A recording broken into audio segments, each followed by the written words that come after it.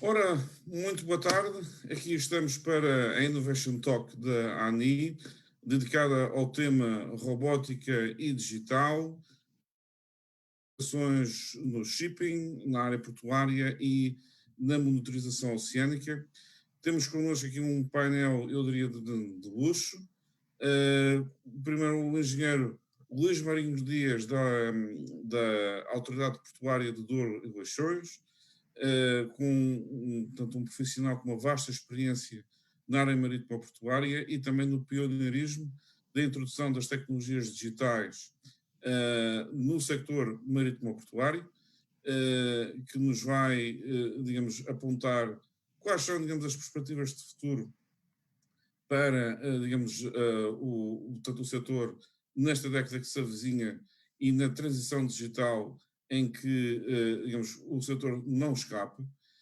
Hoje temos connosco o professor João Tasso Souza, um pioneiro também no desenvolvimento da robótica oceânica em Portugal, professor na FEUP, também no Porto, e do Porto, como também o engenheiro Luís Marinho Dias, e que nos vem, digamos, apresentar não só aquilo que tem sido desenvolvido no Departamento de Investigação, o EAL, mas também o que tem sido alcançado pela spin-off Ocean Scan e das oportunidades que agora também se desvelam de empreendedorismo e de outras para, portanto, Portugal na área dentro da robótica, portanto, oceânica.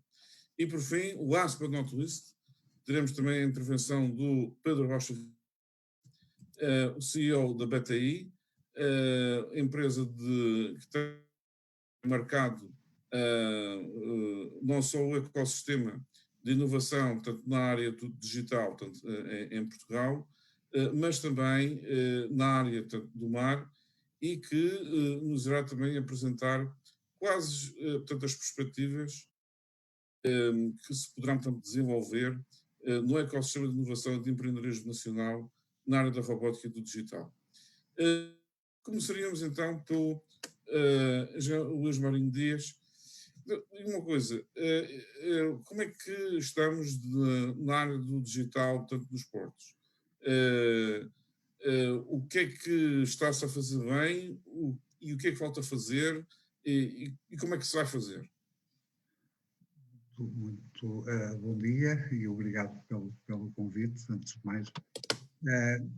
De facto, os portos já têm desenvolvido a transformação digital há muitos anos. Eu diria que foi muito sensível, já imaginem, na transição do ano 2000. Transição do ano 2000. No entanto, isto é como tudo. De facto, cada dia para nós deve ser o primeiro dia do nosso futuro. E, portanto, temos vindo sempre a trabalhar muito este aspecto. E cada vez mais centrados, não, eu diria, no nosso meio, passo a expressão, no setor onde nos inserimos, de facto. E, portanto, eu acho que isto tem sido um percurso aliciante, mas lá está, cada dia é o primeiro dia do futuro e, portanto, temos que avançar muito mais, não é? Nós, de momento, temos, eu diria, formalizadas 12 medidas, digamos, num programa de digitalização e 12 medidas num programa de descarbonização, que são as nossas principais focos do momento.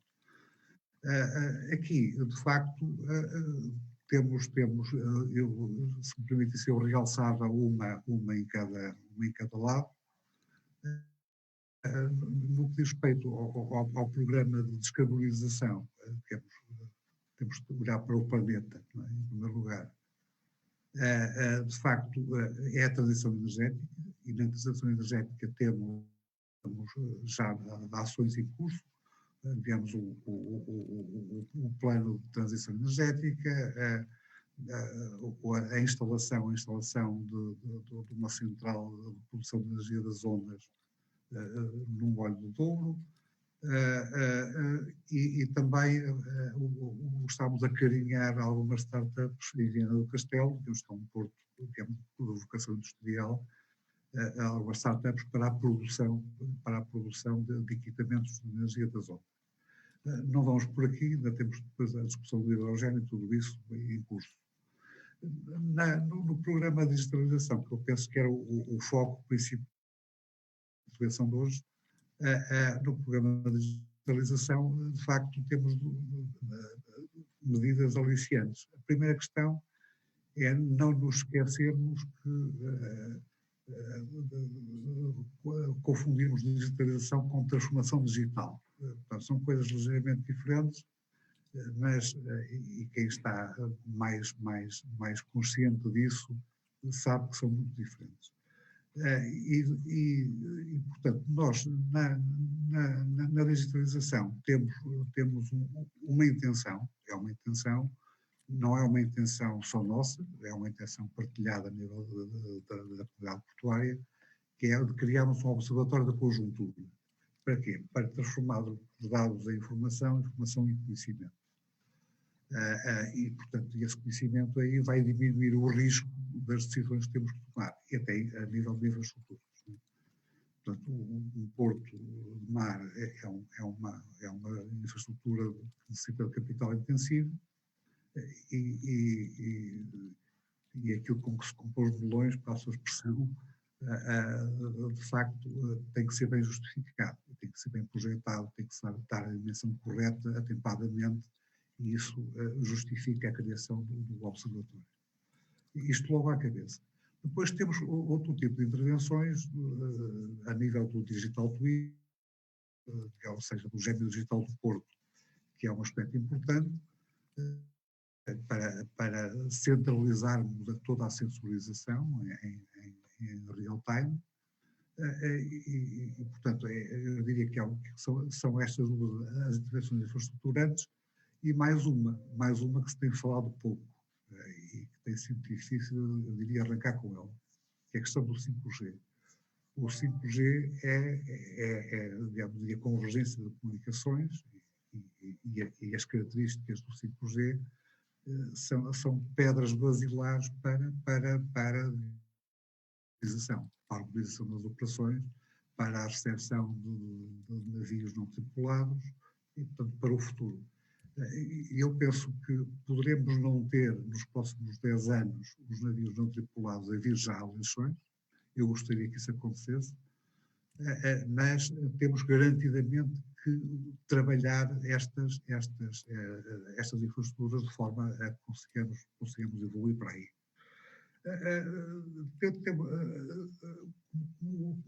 De alguma forma, não é só importante planear, é preciso fazer, é absolutamente urgente fazer. Nós, de facto, também temos em curso um projeto a nível nacional com os restantes portos nacionais, no âmbito da Associação dos Portos de Portugal, que é o projeto da JU. E o projeto da JU merece-me aqui um reparo final, digamos, nesta minha primeira intervenção, mas que é um reparo importante. A JU vai estabelecer, digamos, a base tecnológica garantidamente nos próximos 10 anos, em payback durante 10 anos, mas o payback pouco importa, importa sobretudo é que ela cria valor. E, de facto, a JU é um salto tecnológico importante, eu diria essencial, para a economia dos dados, eu diria, para que daí se consiga construir a economia dos dados, por um lado, e por outro lado, para que todos os stakeholders que giram à volta dos portos e da logística também, tenham capacidade de com ela interagir efetivamente. Ora, isto aqui leva-me a uma observação, digamos, edificada por aqui para já, leva-me a uma observação que é extremamente importante. A JU pode ser uma coisa excepcional, e é, mas não pode ser uma cadeira com uma perna mais comprida. O que é que isto significa? Significa que se a Ju é o eu, não é? Temos que trabalhar o nós. Ou seja, tem que haver um conjunto de medidas orientadas para os stakeholders, porventura geridos através das associações, fica aqui o repto das suas associações, no sentido de criarmos um ecossistema que os permita a eles também evoluir. Recordo aqui deixo aqui só um pormenor final, curiosamente, os Digital Innovation Hubs têm exatamente esse foco, é um foco extremamente importante e focalizado nas pequenas e médias empresas, no apoio às pequenas e médias empresas. E eu que estou numa grande empresa, por alguma infelicidade neste aspecto, não é? Estou numa grande empresa, tenho a percepção plena de que nós não poderemos avançar para alguns desafios se as pequenas e médias empresas não vierem connosco. E isto é extremamente importante. Porque os Digital Innovation Hubs são um instrumento para que isso se consiga fazer e pronto, e de alguma forma depois haveremos de articular, se estou certo, a criação de dinâmicas para pôr toda esta gente a mexer. Se isso não existir, vai ser um pouco difícil chegarmos a bom porto. Mas estou convicto de que vamos lá chegar. Bom, ficamos por aqui já. Obrigado, Sr. Marinho Dias, pelas suas intervenções, do qual, portanto, se destacam aqui que há que haver aqui uma aposta, ou seja, há que haver aqui um foco, efetivamente, na implementação do 5G, exatamente para conseguir, portanto, passar para outro nível de integração nível e de interoperabilidade nos sistemas, portanto, digitais, mas também aqui uma preocupação na estruturação de um ecossistema de inovação, digamos que consiga, digamos, agregar os stakeholders, criar massa crítica e que aqui os Digital Innovation Hubs podem ser, digamos, um instrumento para criar essa dinâmica, portanto, nesse sentido. O Sr. João Tasso, agora the floor is yours. Como é que isto agora indo diretamente à robótica? Dando assim aqui como é que começou o percurso no LTE, no LSTS, onde é que está agora e onde é que gostaria que nós estivéssemos no futuro? Sendo que, como disse bem o Engenheiro Marinho Dias, cada dia é o primeiro dia do futuro. Esta eu vou registrar, mas com direitos de autor. Força, João. Olá, muito bom dia. Agora já é boa tarde. Obrigado pelo amável convite para estar presente nesta sessão. É sempre um prazer. E vou falar então um bocadinho do que fazemos, do que temos feito, daquilo que se perspectiva para o futuro e também, digamos, na componente de transição do que fazemos para, portanto, o mercado. Nós estamos nesta área há muito tempo, é quase embaraçoso dizer número de anos, tanto mais vamos dizer que começámos nos anos 90, já mais para o fim dos anos 90, o que também não é necessariamente mau, porque é uma área em que realmente é necessária muita experiência, acumular muita experiência. E o que é que nós fazemos? Projetamos, construímos e operamos veículos submarinos, de superfície e aéreos para operações em rede. As aplicações são em ciência, mas também em segurança e em defesa. Desenvolvemos também, e isso é extremamente importante, o software que permite a estes sistemas todos, estes veículos todos, trabalharem como equipes. Temos uma importante componente operacional, temos uma frota bastante diversa, temos cerca de 12 veículos submarinos operacionais, 10 veículos aéreos operacionais também, vários veículos de superfície, gateways de comunicações e ainda outro tipo de sistemas. Mais importante do que isso, temos uma visão bem clara para uma presença sustentada nos oceanos. Isso eu referi que, enfim, já estamos na área se calhar há demasiados anos, isso também tem permitido, de certa forma, refinar e afinar uma visão para uma presença sustentável nos oceanos. E o que é certo é que temos evoluído muito. Nesse sentido, temos uma cooperação estratégica com a Marinha Portuguesa, relativa ao desenvolvimento de sistemas e também relativa à organização de um exercício, o exercício REP, que organizamos em cooperação com a Marinha Portuguesa, mais recentemente com a CMRE e ainda mais recentemente com a NATO, a iniciativa MUS da NATO, atualmente o maior exercício europeu na área de veículos não tripulados. Este ano, a edição, portanto isto é um exercício anual, a edição deste ano foi cancelada, mas em 2019 tivemos mais de 800 participantes, cerca de 9 navios, incluindo um destroyer americano e muitos navios da Marinha Portuguesa, mais de 7 marinhas, cerca de 15 a 20 empresas, isto é um expressamente importante, e mais de, diria, de 50 veículos submarinos de superfície e aéreos. E isto é uma oportunidade única para, durante 15 dias, portanto, a academia, os militares e também as empresas interagirem num ambiente único.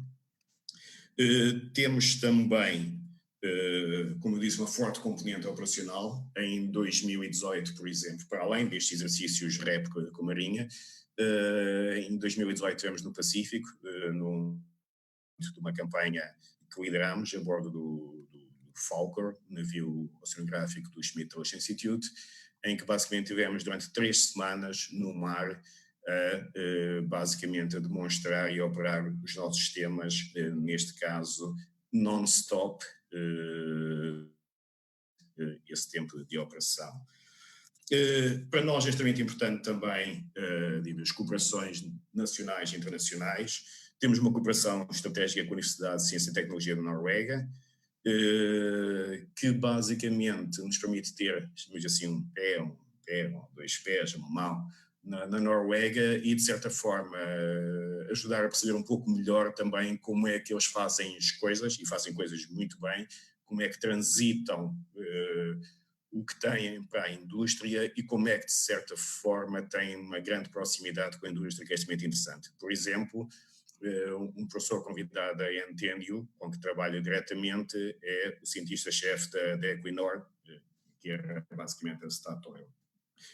No âmbito destas cooperações internacionais, temos também cooperações com a NASA Ames, através de protocolos dedicados, com o Naval Undersea Warfare Center, com o ARL da Universidade do Hawaii, e isso parece-me extremamente importante para o que fazemos. É um acumular de experiências e, ao mesmo tempo, é a construção também de uma rede de cooperações extremamente importante. Temos, neste momento, vários projetos em curso, temos 6 H2020 em curso, dos quais destaco o U-Marine Robots, que coordenamos. É um projeto em que Portugal tem uma forte presença através do IST e da FEUP, que envolve os principais players europeus na área, e basicamente temos 3 tipos de atividades extremamente interessantes. Networking, em que desenvolvemos nossos sistemas no sentido de mais utilizáveis e esse é um dos objetivos fundamentais do projeto. Somos financiados para abrir calls para investigadores de todo o mundo acederem às nossas infraestruturas a custo zero. E o que é certo é que temos tido investigadores de todo o mundo a utilizar as nossas infraestruturas. Isto é uma coisa relativamente única e em que temos aprendido muito a nível deste aspecto de networking. Depois temos projetos de H2020 em inspeção multidomínio de navios, em planeamento de gliders, em desenvolvimento de derivadores oceânicos, portanto, AI para este tipo de veículos, em inteligência artificial para este tipo de veículos, que é uma coisa que já fazemos há muitos anos, e estamos também envolvidos num flagship H2020 na área dos oceanos. A nível nacional, vários projetos também em curso, estamos envolvidos em 2 mobilizadores, em que interagimos com a ANI. Temos também outro projeto da ANI que se refere ao desenvolvimento de um veículo submarino de long endurance, veículo pequenino, mas que possa estar vários dias no mar sem, portanto, intervenção humana. E depois temos outros projetos financiados pelo Fundo Sul, FCT e EA Grants, e também participamos em vários seed grants com o MIT. Isto a nível de projetos. Uma atividade importante que desenvolvemos tem a ver com o nosso desenvolvimento da nossa cadeia de software, que basicamente permite a estes sistemas todos trabalharem, portanto, em equipe. É open source, por utilizações não comerciais, é utilizado em mais de 20 países e também através de processos, digamos, de licenciamento, é utilizado também em vários veículos comerciais desenvolvidos na Europa e fora da Europa. A esse nível também temos basicamente formalizado cursos em torno, digamos, desta toolchain, que têm características únicas que permite a interligação de vários sistemas debaixo do mesmo sistema de comando, portanto, e controle. Temos uma spin-off, que é o OceanScan, como já referiu. Esta spin-off está instalada, portanto, portanto, na zona da APDL. Aqui uma referência também importante, que é temos uma cooperação com a APDL, portanto, com o engenheiro Marinho Dias, de, uma vez mais, não me recordo o número de anos, mas são muitos e ainda bem. Basicamente temos tido o apoio da APDL e a colaboração tem sido excelente, importa destacar, e um bocadinho, uma vez mais, a questão do nós e não do só o eu. A OceanScan é uma forma nossas tecnologias para o mercado, tem exportado principalmente para Europa e Ásia. Eu acho que tem um potencial de crescimento extremamente interessante e o que é facto é que neste momento existem dezenas de veículos submarinos não tripulados, desenvolvidos e produzidos em Portugal pela Europa e também pela Ásia. Pretende-se também, e isto é importante também a nível de networking, a 2 advisory committees. Sou o chair do Swedish Marine Robotics Center, que basicamente é uma iniciativa sueca, começou há alguns anos, uma vez que eles identificaram que tinham fragilidades a nível de networking nesta área, embora tenham instituições de excelência, nesta área em si teriam algumas fragilidades. E, portanto, envolve universidades e envolve também empresas, entre as quais se destacam, portanto, a SAB e de certa forma foi adquirida pela SAB, e que basicamente é um ecossistema extremamente interessante para desenvolvimento de sistemas e novas capacidades e de certa forma estamos a ajudá-los a esse nível. Estou também no Advisory Committee da MUS Initiative da NATO, que basicamente tem a ver com o futuro dos sistemas não tripulados, neste caso para a NATO. Uhum. No que refere agora, e eu tenho só umas pequenas notas quanto às oportunidades, digamos, para construir uma... 1 minuto e meio. Sim, portanto, eu acho que a OceanScan é um bom exemplo disso, e esta é uma área em que Portugal pode realmente dizer algo, porque realmente temos instituições, no caso, digamos, instituições que já trabalham há muitos anos nisto, o caso do IST e da FILP, e mais recentemente o INESCTEC, outras instituições, mas que realmente temos, a nível mundial, somos reconhecidos pelo que fazemos. A esse nível, acho que podemos também potenciar muito o que fazemos através destes modelos de cooperação em rede. Eu referi o projeto EU Marine Robotics, mas refiro também o exercício REP, em que basicamente trazemos, portanto, empresas, trazemos militares e trazemos a academia para operações conjuntas em que basicamente se pode aprender, divulgar e fazer o networking necessário. Mas importa também referir que isto não é um mar de rosas. Temos potencial, mas também temos que nos libertar um bocadinho de algumas amarras que de certa forma eu acho que nos prendem um pouco no país. Em primeiro lugar, burocracia. Segundo lugar, basicamente, esta é uma área em que a experiência conta muito. E basicamente, é uma área em que temos que ser muito cuidadosos com o que dizemos, com o que fazemos, porque vejo, digamos, às vezes notícias bombásticas na comunicação social que depois na realidade nunca descambam em nada de muito interessante. E aí olho para os exemplos que demos, digamos, em consideração, por exemplo, Estados Unidos e outros casos, em que basicamente têm ecossistemas extremamente interessantes de inovação, têm processos de transição para o mercado extremamente interessantes, e eu acho que nesse aspecto temos muito a aprender com eles para conseguir ser competitivos. Basicamente, tanto queria acabar numa nota otimista, que é, apesar destas amarras todas que se encontram no nosso país, o que é facto é que continuo por cá, portanto, e acho que é possível fazermos coisas interessantes por cá, e acho que temos vantagens competitivas interessantes, mas temos que ser muito lúcidos acerca das mesmas e acerca das nossas debilidades. E pronto, é isto que eu tinha para dizer. Obrigado. Muito bem, João, excelente. Mais uma vez, portanto, parabéns pelo percurso e pelo valor feito.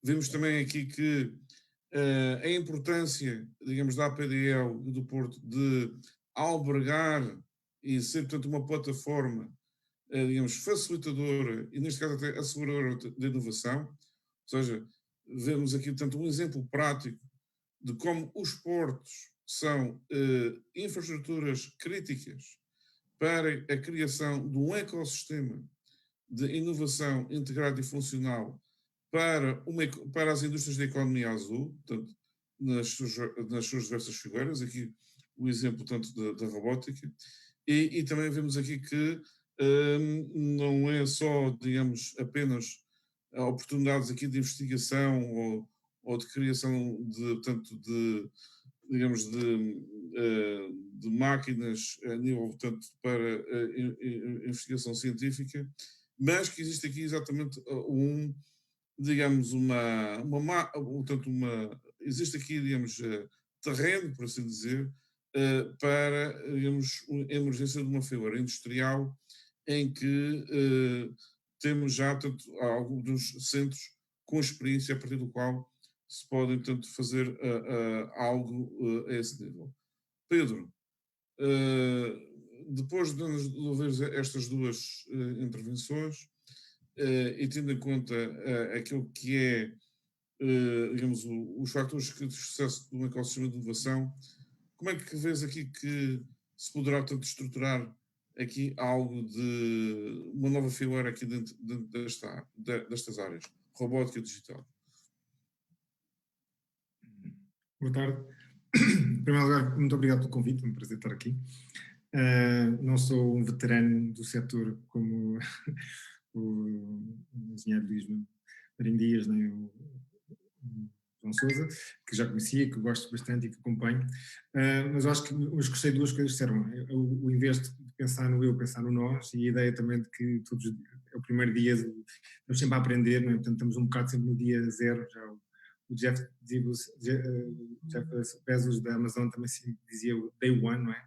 É sempre quando se está em inovação e quando se está a crescer, tem que sempre ter esta mente humilde e pensar que estamos sempre no dia 1, estamos sempre a aprender, e o mundo está a avançar numa velocidade muito rápida, e está estudado que até a probabilidade de sucesso no futuro está cada vez mais inversamente correlacionada com, às vezes, com a experiência que se tem muito e com o sucesso passado, não é? Portanto, esta questão de, se calhar de começar por aí, não é? Nós, Portugal, olha muito para o mar como uma coisa sua, mas acho que para se ser, não se tem feito muito, e, portanto, para se fazer alguma coisa tem que se olhar com humildade e com esta vontade de aprender e com esta vontade de perceber, de facto, criar um ecossistema é isso, é criar as redes de parceiros e de excelência que possam ajudar a mobilizar novas estratégias de conhecimento para o futuro. Quando se está a criar ecossistemas também é preciso experimentar muita coisa, e portanto obviamente que não se consegue não se sabe logo quais são as soluções que vão vingar, é preciso alguma experimentação, mas ao mesmo tempo é preciso algum caminho, alguma orientação e algum sentido estratégico. De facto, falando se calhar um bocadinho sobre o BTI, sobre mim, BTI, a experiência que temos e se calhar alguns paralelismos com o que se pode ser feito também para a área do mar, e algumas iniciativas em que temos estado envolvidas nesse sentido. Portanto, o meu nome é Pedro Rocha Vieira, né? BTI, e a BTI nos últimos 10 anos tem tido um papel bastante relevante na criação do ecossistema de inovação e de empreendedorismo em Portugal, mais tudo o que tem a ver com startups digitais. De certa forma, há 10 anos ninguém acreditava que Portugal podia ser um hub tecnológico internacional. Portanto, é interessante perceber que passados 10 anos muita coisa mudou. Portanto, começar com esta... e houve muitas coisas que foram necessárias de fazer ao longo do tempo, mas é possível. E, portanto, pensar que daqui a 10 anos, se calhar, conseguimos ter um hub global para a área da economia do mar, ou da Blue Tech, acho que é algo que se pode fazer e acho que pode demorar menos tempo se alavancarmos em muito o conhecimento e da experiência que foi feita até há pouco tempo. Nos últimos anos, a BTI tem estado muito focada na área da inovação colaborativa, que acreditamos que, de facto, a forma mais interessante e mais eficaz de resolver os desafios da economia e da sociedade é através da inovação colaborativa. E acreditamos que, então, neste setor, e depois daquilo que foi falado, ainda faz mais sentido, que é pegar naquilo que são os desafios da indústria e buscar grandes empresas, grandes organizações e perceber como é que startups e pequenas e médias empresas inovadoras conseguem ter soluções que consigam vir resolver algum desses desafios e também apontar novos caminhos, novos negócios. Há bocado estamos a falar que a transformação digital não é digitalização, não é? Portanto, é preciso pensar novos modelos de negócios a partir do digital e para isso é preciso olhar para o que está a ser feito por vários novos players. Então nós trabalhamos muito na área de inovação colaborativa, muito através de programas de inovação aberta que junta startups com grandes empresas. Temos feito isso em vários setores, com programas mais locais, focados em cadeias de valor, ou em programas globais na área de energia. Trabalhamos muitos setores, desde a mobilidade, o turismo, a energia, a economia circular, por aí fora. E uma das áreas que nós temos estado a focar nos últimos anos é exatamente a área da economia do mar, por acreditarmos que Portugal tem um papel muito particular para conseguir se afirmar como um ecossistema global na área do mar. A economia do mar, apesar de falarmos todos muito, não está assim tão desenvolvida a nível global, está a dar os primeiros passos nesta nova geração, não é? Portanto, tem muito trabalho para trás, mas também está a entrar nesta nova geração da convergência do digital com a engenharia. Portanto, é um dos territórios em que nós temos capacidade, precisamente com o facto de termos uma das maiores plataformas oceânicas do mundo, o facto de termos cá centros de excelência globais, o facto de termos cá grandes empresas, o facto de termos conseguido também atrair para Portugal alguns eventos e centros de policy internacional, coloca-nos, e o facto também de haver cada vez mais financiamento, não só o Fundo Azul, como as novas linhas dos planos estratégicos para Portugal, até as linhas do Blue Fund, Portugal Blue, na área do capital de risco, que colocam também Portugal como um país de ensaio de várias políticas de financiamento a nível da Comissão Europeia. Portugal tem, de facto, ingredientes suficientes para ser um ecossistema global. Uma das coisas mais importantes é apostarmos muito neste destino de Portugal como uma nação e uma marca forte de Portugal como igual a inovação e precisamente igual a inovação na área do mar. É preciso criar esta marca forte e esta credibilidade. E para isso é preciso criar um ecossistema e o tal pensar o nós.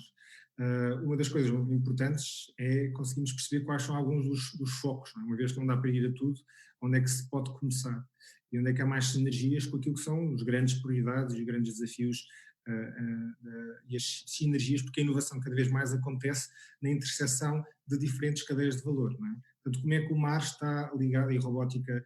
Eu vejo a robótica, o digital é uma área, mas há a robótica, os blockchains, tudo o que é da AI, cibersegurança, tudo o que tem a ver com Big Data. Há imensas tecnologias que são relevantes para trazer para o mar. Isso é um layer tecnológico transversal. E depois é perceber quais são as relações mais verticais com outras cadeias de valor. A parte dos portos, a ligação com a logística, os transportes, isso é toda uma cadeia de valor muito relevante e que Portugal está a apostar. Não é? A área da aquacultura e das pescas, né? Tudo a cadeia alimentar, né? Como é que nós conseguimos ser mais relevantes na área da cadeia alimentar. Tudo o que tem a ver com o offshore de energia, isso também é uma cadeia de valor muito importante, né? que a nível mundial. Não é? temos tudo que tem a ver com a descarbonização ou retenção de carbono, ou descarbonização é transversal também a todos, não é? Mas utilizar o mar também como uma forma de geradora de carbono por aí fora, também são cadeias de valor que podem ser exploradas e, portanto, é muito importante ligar aquilo que é o conhecimento tecnológico e aquilo que são as grandes empresas nacionais a estes verticais de fileiras, não é? E conseguir trazer também conhecimento tecnológico que possa acelerar essa transformação digital. Onde é que nós começámos a dizer? Nós em termos de BTI, nós começámos por fazer o Bluetech, que é um programa de inovação aberta, fez a primeira edição nos portos e na logística marítima, em que o Porto de Leixões também foi um dos parceiros, e o Porto de Sines, e a Portline, e o grupo ETE, e a Inmarsat.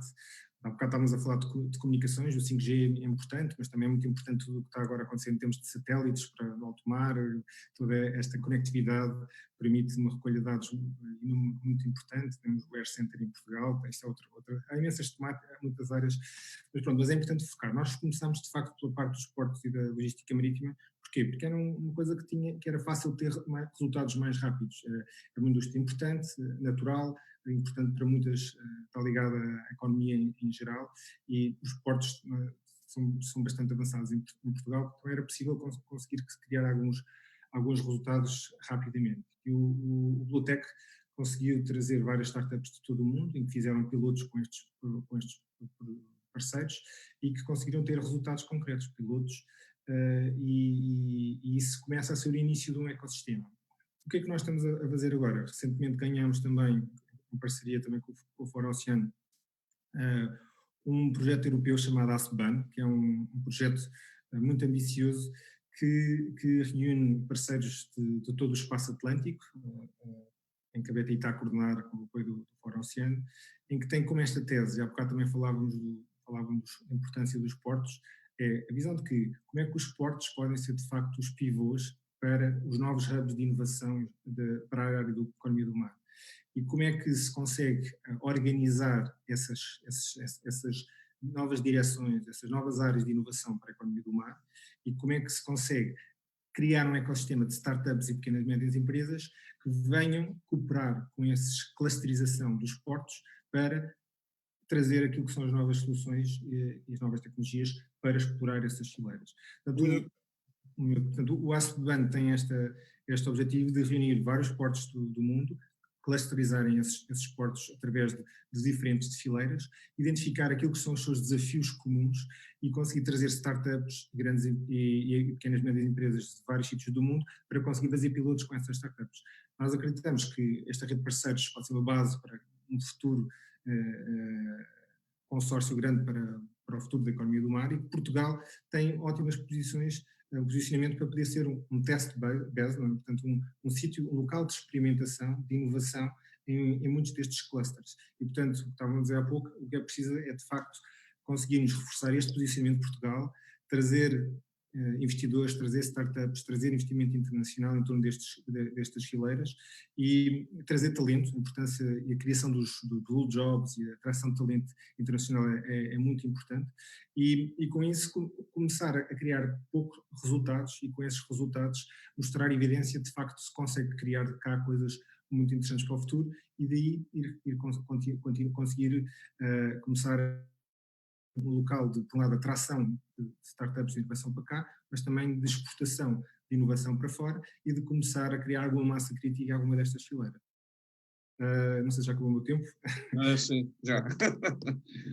É que já ainda temos aqui algumas questões, mas Pedro, muito obrigado, acho que é isso mesmo, ou seja, aqui também responde àquilo que é a criação da tal dinâmica, não é? Ou seja, a questão do tal, digamos, que faça com que haja mais nós e não só, portanto, eles. E já agora, portanto, fica aqui também um pequeno esclarecimento, que a ASPBAN é, portanto, o Atlantic Smart Ports Blue Acceleration Network, portanto, é essa, digamos, portanto, a iniciativa que irá arrancar, portanto, no terreno no início do próximo ano e do qual a APDL é nossa parceira desde, digamos, a primeira hora e, João, contamos aí com tanto a sua dinâmica e também para naquilo que for, tanto o hub dedicado à robótica, Portugal esteja aí, portanto, na linha da frente. Mas isso vamos falar mais à frente. Entretanto, nós temos aqui, mas é excelente, Pedro, temos aqui, portanto, 4 perguntas.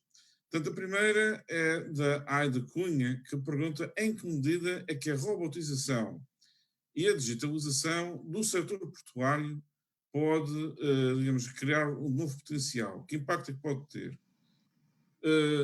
Luís Marinho. Ora bem, muito obrigado pela pergunta, antes de mais nada. De facto, pode ter muito. Nós temos perfeita consciência do valor económico das nossas ações, ou das nossas não ações. No caso do setor portuário, a robotização pura e dura, digamos, falamos das operações portuárias, não é? Quer no atendimento dos caminhões, quer no atendimento dos comboios, quer nas operações em parque, quer nas operações de carga e descarga dos navios, por exemplo. E mesmo nas manobras dos navios também. Portanto, em toda esta cadeia, de facto, nós temos que ter o foco na criação de valor. Portanto, isto é absolutamente central. E que esse valor seja criado de forma eficiente. Umas primeiras medidas que nós estamos a carinhar têm a ver com a capacidade de acelerarmos exponencialmente as operações dos comboios. Os comboios hoje em dia têm, digamos, a Fértea tem hoje um crescimento muito interessante, e de facto um comboio é como um navio, não é? Não pode ficar 4 horas à espera para ser operado, não é? Olha, mais 1 minuto, mais 30 segundos. Temos que terminar a sessão. Relativamente, digamos, ao tecido empresarial e, sobretudo, que temos à nossa volta, temos um foco nas exportações. E, relativamente às exportações, nós temos já vários pilotos feitos a nível da rede de serviços logísticos, instrumentos para a rede de serviços logísticos, e estamos neste momento com um projeto na Eurorregião Galiza-Norte de Portugal, muito interessante, no sentido de termos aqui um padrão para que a logística se faça de maneira muito mais eficiente e muito mais eficaz. Muito bem. Muito obrigado. Ora, muito obrigado por todos pela intervenção. Muito obrigado à ANI pela Innovation Talk e também pela oportunidade de moderar esta sessão. E a próxima será no dia 19 de novembro, ao meio-dia, com o tema A Importância das Pessoas como Motores de Inovação nas Universidades e nas Empresas. Haveria muito mais para falar, ficaram perguntas para responder, significa que temos ainda muito para navegar, não vamos acertar sempre, mas vamos lá chegar. Muito obrigado tanto a todos e até à próxima.